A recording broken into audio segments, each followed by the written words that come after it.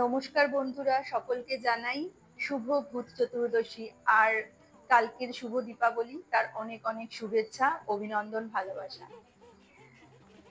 এই ভূত চতুর্দশীর সকালবেলাটা আমি ভেবেছিলাম যে কুট্টুকে নিয়ে একটু বাইরে যাই।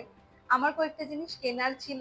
অ্যাজ ইউজুয়াল আমি যেমন শনি রবিবার ছুটির দিনে ওকে নিয়ে এদিক ওদিক ঘুরে বেড়াই, সেই হিসাবেই বেরোবো ভেবেছিলাম।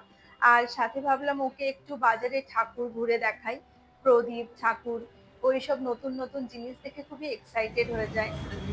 এইখানে আমাদের কালী পুজোর প্যান্ডেল হচ্ছিল আর এটা দুর্গা পুজোর প্যান্ডেল খোলা হচ্ছিল এখানে।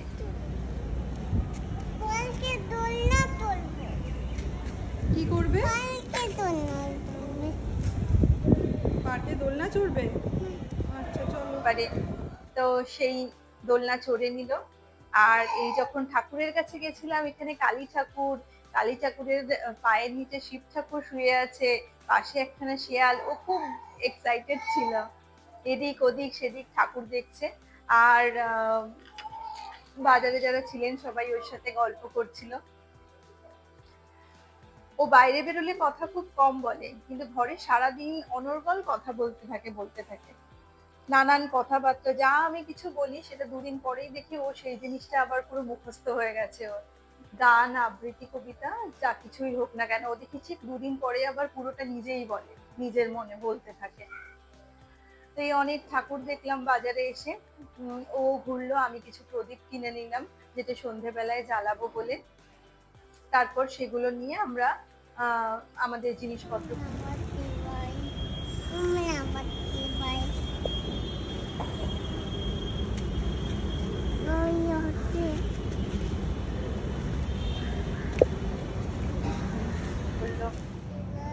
এই যে এখন ও নিজে নিজেই বসে দোলনা করতে পারে। আর পাটাও যেহেতু ওর মাটিতে থেকে যায়, তো ওর পড়ে যাওয়ার ভয়টা নেই এখন আর। সুন্দর ধরে বসে থাকে, আমি একটু আলতো করে দোল দিয়ে দিই, দিলে ও দোল দোল করতে থাকে, বসে থাকে। যদিও ওকে আমি নিচে একা নামতে বারণ করি, আমি বলি যখন তুমি নামবে তখন আমাকে ডাকবে, আমি দোলনা স্টপ করে নামিয়ে দেবো।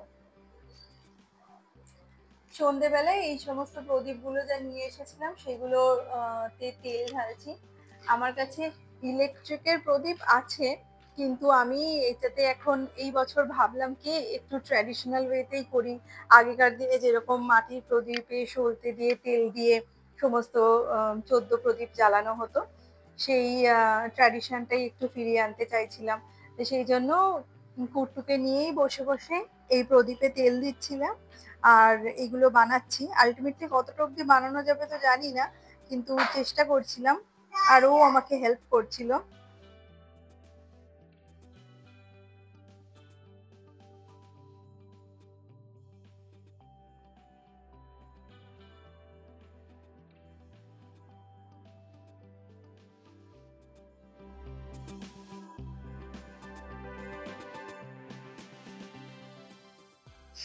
প্রদীপগুলোতে সমস্ত তেল দেওয়া হয়ে গেলে, সাজানো হয়ে গেলে, প্রদীপগুলো রেডি হওয়ার পর আমি বারান্দায় এনে রাখছিলাম প্রদীপগুলোকে। আর সাথে সাথে কুট্টু আমার সাথে চলে এসেছিল কয়েকটা প্রদীপ ও খুব আনন্দের সাথে এনে সাজাচ্ছিল এবং একদম ঠিকঠাক লাইনে রাখছিল। তারপর অবশ্য ওই পর্যন্তই, মানে তারপরে আবার সেগুলোকে প্রদীপগুলোকে তুলে হঠাৎ কি মনে হলো রেলিং এর উপরে রাখতে গেল। তারপরে একবার দেখলাম তুলে গোল গোল করে এক জায়গায় জড়ো করে দিচ্ছে। তো তখন আমি প্রদীপ জ্বালাবো, তাই ওকে ঘরে রেখে দিয়ে আমি ব্যালকনিতে প্রদীপ জ্বালালাম। কারণ আগুনের কাছে তো ওকে নিয়ে যাওয়ার প্রশ্নই নেই। ও বেশিরভাগ টাইমে একদম ওবিডিয়েন্ট বাচ্চা হয়ে থাকে, কিন্তু কখনো কখনো ওর মনে হয় যেন ওর মাথার পোকাটা নড়ে উঠেছে আর ও খুবই উল্টোপাল্টা করতে থাকে।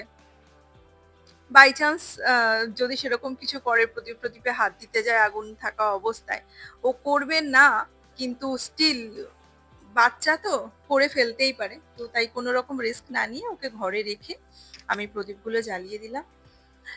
ঘরে আলো জ্বালালাম, লাইট, প্রদীপের আলো।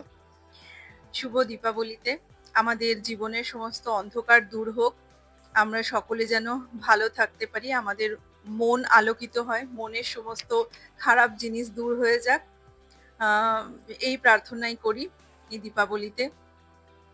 আর সকলের জীবন আলোয় ভরে উঠুক। তো এইভাবেই আমরা আমাদের ভূত চতুর্দশীর সন্ধ্যা পালন করলাম। আশা করি তোমাদেরও সকলের খুব ভালো গেছে। আ আমাকে জানিও তোমরা কেমন কাটালে। আর সকলে খুব ভালো থেকো, ভালো রেখো।